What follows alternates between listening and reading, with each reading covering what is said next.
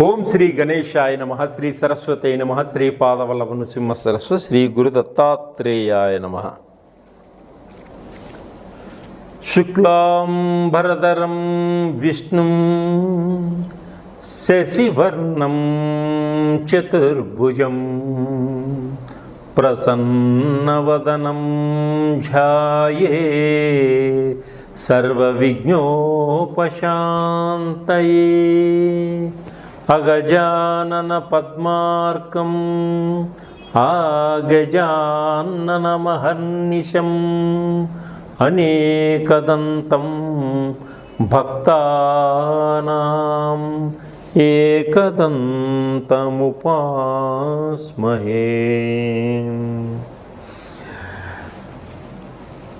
వినాయక చవితి ప్రేక్షకులందరికీ కూడా వినాయక చవితి శుభాకాంక్షలు. ఈ వినాయక చవితి రోజున అందరూ ఆనందంగా, ఉత్సాహంగా, ఉల్లాసంగా ఉండాలని, మీకున్న కష్టాలన్నీ తొలగిపోయి కుటుంబంతో సుఖ సంతోషాలతో ఉండాలని మా ఛానల్ వాళ్ళు మీకు ఈ ప్రత్యేక కార్యక్రమాన్ని ఇస్తున్నారు. ఇంకొకసారి ప్రేక్షకులందరికీ మరోసారి శుభాకాంక్షలు. వినాయక చవితి 2024లో భాద్రపద శుక్ల చవితి సెప్టెంబర్ 7 శనివారం నాడు వినాయక చవితి మనం జరుపుకుంటున్నాం. ఈ వినాయక చవితిలో మన ఛానల్ వాళ్ళు ఒక ప్రత్యేకతని మీకు అందిస్తున్నారు. అది ఏమిటంటే, వినాయక చవితి రోజున మన అందరం వినాయకుడికి పూజ చేసుకుంటాం. పూజ చేసుకున్నాక ప్రతి రాశివారు ఎటువంటి నైవేద్యాన్ని వినాయకుడికి సమర్పిస్తే, ఎటువంటి పత్రాలు వినాయకుడికి సమర్పిస్తే మీకు అద్భుతమైనటువంటి, ఆశ్చర్యకరమైనటువంటి విజయాన్ని సాధిస్తారు, ఆర్థిక పరంగా ఎలా ఎదుగుతారు, ఉద్యోగాలు రాని వాళ్ళకి ఏ విధంగా ఉద్యోగాలు వస్తాయి, వివాహం కాని స్త్రీలకి ఏ విధంగా వివాహం అవుతుంది, విదేశాలకు వెళ్ళాలి అనుకునే వారికి ఏ విధమైనటువంటి మంచి అవకాశాలు వస్తాయి, భార్యాభర్తల మధ్య కుటుంబంలో అన్యోన్యత, దాంపత్య జీవితం ఏ విధంగా ఏర్పడుతుంది, వ్యవసాయం చేసుకునే వారికి అధికమైనటువంటి దిగుబడి ఏ విధంగా వస్తుంది, వ్యాపారాలు చేసుకునే వారికి వ్యాపారంలో మంచి లాభాలు ఏ విధంగా వస్తాయి, విఘ్నాలు తొలగిపోయి విద్యార్థులు చదువులో ఉన్నత స్థానానికి ఎదగడానికి ఏ విధంగా గణపతి సహకరిస్తాడు, ఇవన్నీ కూడా మీకు చెబుతూ ప్రతి రాశి వారికి ఏ విధమైనటువంటి పరిహారాలు చేసుకుంటే అద్భుతమైనటువంటి విజయాన్ని సాధిస్తారో ఇప్పుడు మీకు తెలియపరుస్తున్నాం. వృషభ రాశి. ఈ వృషభ రాశి వారు వినాయక చవితి రోజున భాద్రపద శుద్ధ చవితి నాడు వినాయకుణ్ణి 21 పత్రములతో పూజించి వినాయకుడికి చెరుకు రసంతో మీరు అభిషేకించి స్వామివారికి కలువ పూలు, చామంతి పూలు, వివిధ రకములైనటువంటి పుష్పాలతోటి అష్టోత్తర శతనామావళి చేసి స్వామివారికి ఇష్టమైనటువంటి చెరుకు గడలను కూడా సమర్పించి ఆయన వ్రత విధాన కథని విన్నాక, శమంతకమణి గురించి తెలుసుకున్నాక, మనకి ఎటువంటి దోషాలు అంటకుండా మన జీవితం ఆనందదాయకంగా ముందుకు సాగడం కోసం ఆ అక్షింతలు శిరస్సుపై ధరించి వినాయకుణ్ణి మనసా వాచా పూజిస్తూ 11 గుంజిళ్ళు తీస్తూ చెంపలు వేసుకొని మనము తెలిసి చేసినా తెలియక చేసినటువంటి తప్పులన్నీ క్షమించమని స్వామిని ప్రార్థిస్తూ స్వామివారికి ఇష్టమైనటువంటి ఈ పదార్థ నైవేద్యములని ధూపదీప నైవేద్యములను సమర్పించినట్లయితే మీ కుటుంబంలో ఆర్థిక పరిస్థితితో బాధపడుతున్నటువంటి వారు, మీ కుటుంబంలో ఆర్థిక పరిస్థితితో బాధపడుతున్న వారు ఆర్థిక పరంగా అభివృద్ధి చెందడం జరుగుతుంది. అలాగే గృహప్రాప్తి, ఎప్పటి నుంచో స్వగృహంలో ఉండాలి, గృహం కొనుక్కోవాలి, ఫ్లాట్ కొనుక్కోవాలి, లేదా సొంత ఇంట్లో ఉండాలనేటువంటి యొక్క కోరిక కూడా తప్పకుండా నెరవేర్చేటువంటి స్వామి మన గణపతి. మీ యొక్క కోరికలని తప్పకుండా నెరవేర్చి మీ జీవితాలలో సంతోషాన్ని నింపేటువంటి మొట్టమొదటి విఘ్నాలకు అధిపతి ఆ వినాయకుడు. ఆయనే నాయకుడై వినాయకుడై మన జీవితానికి ఒక మంచి బాటలో నడిపించేవాడు. విఘ్నాలు అంటే భయంకరమైనటువంటి ఒక ఊబి లాంటిది. అటువంటి ఊబిలో నుంచి మనకు బయటికి లాగి మంచి జీవితాన్ని ఇచ్చేవాడు విఘ్నేశ్వరుడు. ఆర్థికపరమైనటువంటి సమస్యల నుంచి బయటపడతారు, ఉద్యోగపరంగా ఎదగగలుగుతారు, ఉద్యోగంలో ప్రమోషన్స్ సంపాదించగలుగుతారు, అధికారుల మన్నల్ని పొందగలుగుతారు. మీ జీవితంలో రాజకీయ జీవితంలో మంచి పదవులు అధిష్ఠించగలుగుతారు, రాజకీయంలో మంచి పదవుల్ని అధిష్ఠించగలుగుతారు, ప్రజలలో మంచి మన్నల్ని కూడా పొందగలుగుతారు.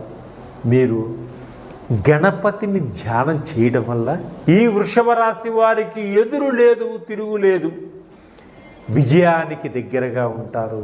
ఈ వృషభ రాశి వారు ధూపదీప నైవేద్యములతో గణపతిని ప్రార్థించినంత మాత్రాన ఆయన గ్రహాలను కూడా శాసించగలిగేటువంటి శక్తి గలవాడు ఈ విఘ్నేశ్వరుడు. ఆ విఘ్నేశ్వరుని ఓం గం గణపతయే నమః అని మీరు కూడా ఈ మంత్రాన్ని ప్రతినిత్యం 108 సార్లు ప్రార్థించిన మీకు అతీతమైన శక్తి, జనాకర్షణ, ధనాకర్షణ రెండూ కలుగుతాయి. ఓం గం గణపతయే నమః అనే మంత్రాన్ని ప్రతినిత్యం 108 సార్లు మనసా వాచా కర్మ ధ్యానం చేసుకోండి. తప్పకుండా విజయాన్ని సాధిస్తారు. 2025 వినాయక చవితి లోపల మీ అభివృద్ధిని మీరే చూసుకోగలుగుతారు. సర్వే జనా సుఖినో భవంతు. అసలు గణపతి, వినాయకుడు, విఘ్నేశ్వరుడు అనే పేర్లతోటి మనం వినాయకుడిని ఎన్నో రకాలుగా పిలుచుకుంటూ ఉంటాం. భారతదేశంలో ఉత్తర దక్షిణాల్లోనూ పశ్చిమ కనుమల్లోనూ జరుపుకునేటువంటి మొట్టమొదటి పెద్ద పండగ మన వినాయక చవితి పండగ. భాద్రపద శుద్ధం అంటే వర్ష ఋతువు మధ్య భాగం. ఊళ్ళో చెట్లన్నీ కాచి పూచి ఉంటాయి కాబట్టి పచ్చదనంతో నిగనిగలాడుతూ ఉంటాయి వృక్షాలన్నీ కూడా. పొలాల్లో ఉన్నటువంటి రైతులు పనులన్నీ పూర్తి చేసుకొని ఇంటికి వచ్చినప్పుడు ప్రకృతి మనకిచ్చినటువంటి ఆకులు, అలములు, ఔషధాలన్నీ కూడా దృష్టిలో ఉంచుకొని వినాయకుడికి పూజ చేయడం జరుగుతూ ఉంటుంది. వినాయక చవితి వ్రతాన్ని ఏర్పాటు చేసుకొని ప్రజలందరూ, రైతులందరూ వాతావరణ కాలుష్యం కూడా నివారించుకోవడానికి ఈ వ్రతం చాలా ఉపయోగపడుతుంది. భాద్రపద శుద్ధ చవితి నాడు ఆకాశంలో తెల్లవారుజామున మీరు చూసినట్లయితే సూర్యోదయ సమయానికి ముందుగా ఆకాశంలో ఎలుక గుంపు, బాణ గుంపు, హస్త గుంపు, నక్షత్రాలు ఉదయిస్తూ ఉంటాయి కనుక మనం అందాల బొజ్జ గణపతిని ఏనుగు తొండంతో, ఎలుక వాహనంతో దర్శించుకునే భాగ్యం మనకు కలుగుతుంది. మనమంతా ఆ స్వామిని మనసా వాచా వేడుకోగలుగుతాం. ఆకాశంలో ఆ గణపతిని మనం చూడగలుగుతాం. అలాగే ప్రతి వినాయక చవితి 2024 భాద్రపద శుక్ల చవితి సెప్టెంబర్ 7 శనివారం రోజున మనందరం కలిసి ఈ వినాయక చవితి మనం చేసుకుంటాం. మనకు ఎన్నో రకాలైనటువంటి పండుగలు ఉన్నాయి, రకరకాల పండుగలు ఉన్నాయి. ఒక్కొక్క పండుగకి ఒక్కొక్క ప్రత్యేకత ఉంది. అలాగే మొట్టమొదటిసారిగా మనం చేసుకునే పండుగ, అందరూ ఇష్టపడే పండుగ, పిల్లలు ఆనందంగా ఆడుకుని పాడుకుని ఉత్సాహంగా చేసుకునే పండుగ మన బొజ్జ గణపయ్య పండుగ, వినాయక చవితి పండుగ. విఘ్నాలకు అధిపతి అయినటువంటి ఈ విఘ్నేశ్వరుని వినాయక చవితి మొట్టమొదటి పండుగగా ప్రతి మనిషి కూడా ఈ వినాయక చవితి చేసుకోవడం జరుగుతుంది. ఎందువలనంటే ప్రతి మనిషికి ప్రతి పనిలోనూ విఘ్నాలు కలగకుండా ఆ పని పరిపూర్తిగా పూర్తి చేసుకుంటూ ముందుకు సాగాలనేటువంటి ఉద్దేశంతో, ఎటువంటి అడ్డంకులు రాకుండా ఉండాలనే ఉద్దేశంతో, కుటుంబం అంతా సఖ్యతతో ఉండాలనే ఉద్దేశంతో ఈ వినాయక చవితి జరుపుకుంటాడు. అలాగే పార్వతీ పరమేశ్వరుల పెద్ద కొడుకైనటువంటి ఆ వినాయకుడిని పుట్టినరోజుగా మనం చేసుకుంటూ ఉంటాం ఈ వినాయక చవితి. ఈ పండుగ పిల్లలు, పెద్దలు అందరూ కూడా ఇష్టపడేటువంటి ఆనందదాయకమైనటువంటి పండుగ ఈ వినాయక చవితి. ఈ రోజున, ఈ వినాయక చవితి రోజున ప్రాతకాలమునే లేచి ఇల్లంతా శుభ్రపరచుకొని మామిడి ఆకులతోటి, బంతి పూలతోటి చక్కగా ఇల్లంతా అలంకరించుకొని తలారా స్నానంబు చేసి కొత్త బట్టలు ధరించి గణపతిని, మట్టి గణపతిని తీసుకొని పూజలో ఉంచి పూజ మొదలు పెట్టుకోవాలి. మట్టితో చేసిన విగ్రహాన్ని ప్రతిష్ఠించి కలశ పూజ చేసి పాలవెల్లిని పెట్టి గణపతి దేవుని ఆహ్వానించి ఇష్టమైనటువంటి పత్రాలతోటి స్వామివారిని 21 పత్రాలతో పూజించి ధూపదీప నైవేద్యములతో స్వామివారిని ఆనందపరిచిన ఆ వినాయకుడు పిల్లల చేత పుస్తకాలు, పెన్నులు వాళ్ళకి ఇప్పించడం వల్ల ఆ వినాయకుడి దయ వల్ల విద్యలో ఉన్నత స్థానానికి ఎదుగుతారు పిల్లలు. అలాగే వ్రత కథ అంతా చదివినాక ఆ అక్షంతలు నెత్తి మీద వేసుకోవడం వల్ల దోష పరిహారాన్ని పొందగలుగుతారు. అలాగే ఈ వినాయక చవితి ఒక్క రోజున నిమజ్జనం చేస్తారు, 3వ రోజు తర్వాత నిమజ్జనం చేస్తారు, 5 రోజుల తర్వాత నిమజ్జనం చేస్తారు, కొంతమంది 9 రోజుల తర్వాత నిమజ్జనం చేస్తారు, కొంతమంది 11 రోజుల తర్వాత నిమజ్జనం చేస్తారు. అయితే ఈ వినాయక చవితి రోజున మనకి 12 రాసులు ఉన్నాయి కదా, 12 రాసులు. ఈ 12 రాసుల వారు వినాయకుణ్ణి ఏ విధంగా పూజిస్తే వారికి ఎటువంటి ఫలితాలు వస్తాయి, ఏ విధంగా అభివృద్ధిలోకి వస్తారు, ప్రతి మనిషిలోనూ ఒక కోరిక ఉంటుంది. ఆ కోరిక నెరవేర్చుకునేటువంటి మార్గాన్ని చూపించేవాడు దయామయుడు, కరుణామయుడు మన వినాయకుడు. వినాయకుడు అంటే నాయకుడు, మనల్ని ముందుకు నడిపించేటువంటి నాయకుడే వినాయకుడు. మనల్ని చీకటిలో నుంచి వెలుతురులోకి తీసుకెళ్ళేవాడే వినాయకుడు, ఆ విఘ్న వినాయకుడు. అతను కరుణామయుడు, దయామయుడు. కరుణామయుడు, దయామయుడు, క్షమాగుణం కలిగిన వాడు. ఎటువంటి దేవతలైనా తొందరగా క్షమించరు, కానీ గణపతి త్వరగా క్షమిస్తాడు. మంచి దయా కరుణ కలిగిన వాడు. అటువంటి వారిలో మేషరాశి నుంచి మీనరాశి వారు వరకు వీరందరూ కూడా మీ పూజా సమయంలో స్వామివారికి ఎటువంటి నైవేద్యాలు సమర్పించాలి, ఎటువంటి పూజ చేసుకోవాలి, ఏ విధంగా పూజించినా గ్రహాల యొక్క